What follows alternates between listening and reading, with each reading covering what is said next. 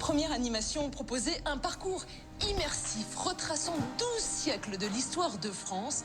Parmi ces tableaux, nous avons une scénographie avec Charles de Gaulle. C'est très impressionnant, on s'y croirait. On est dans le bureau du général à la Boisserie, donc à Colombey-les-Deux-Églises. On est en plein hiver 1954 et vous le voyez en train de relire les épreuves de ses mémoires de guerre. Donc il n'est pas encore le fondateur de la Ve République là. Il est le héros de la France libre. Sur cette étagère, on a un disque d'enregistrement des discours du général de Gaulle. Or, nous avons un enregistrement qui est diffusé pendant que les gens voient la scène. Toute ma vie, je me suis fait une certaine idée de la France. Le sentiment me l'a dicté aussi bien que la raison.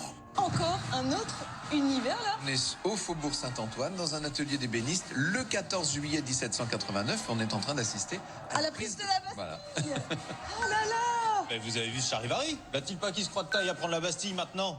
Ah, ils ont donc pas de travail, ces gens-là, pas d'atelier à tenir, pas de famille à nourrir. Dans 10 ans, on n'en parle plus de leur coup de sang. Comme si ça allait changer quoi que ce soit, là.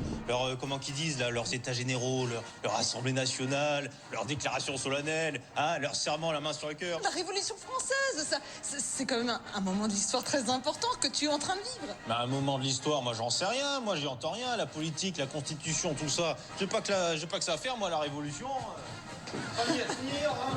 Je crois qu'on vit pas tous de la même manière l'histoire de France. En tous les cas, ce qu'on nous a appris, c'est pas très révélateur là. Là, le décalage, il consistait à montrer que lorsqu'on vit l'histoire, il arrive qu'on passe à côté de l'événement. Et ça fait beaucoup rire les gens, en fait. Combien de temps exactement le projet a mis pour voir le jour? Nous avons mis 1 an tout rond. Vous pouvez avoir jusqu'à presque 400 ouvriers sur le chantier, moins de 10 millions d'euros. Je pense qu'on aurait pu imaginer qu'un projet comme celui-là prenne 3 fois plus de temps et 2 fois plus d'argent. Deuxième animation, l'ellipse 360. Nous avons créé un monument avec des colonnes, des pilastres, des corniches, etc. à 360 degrés, mais il n'est pas circulaire, il est elliptique et il y a là-haut 9 projecteurs 4K laser, c'est-à-dire de la projection monumentale.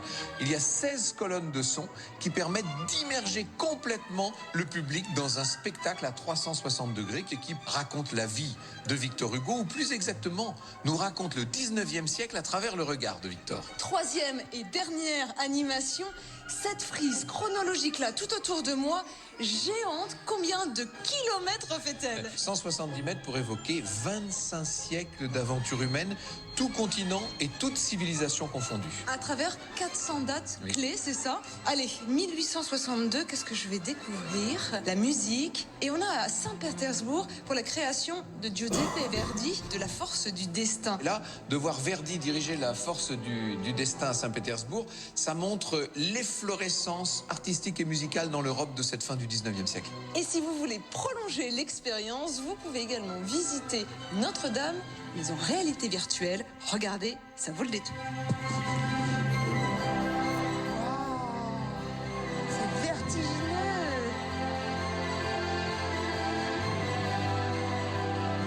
Je me régale. Bye bye.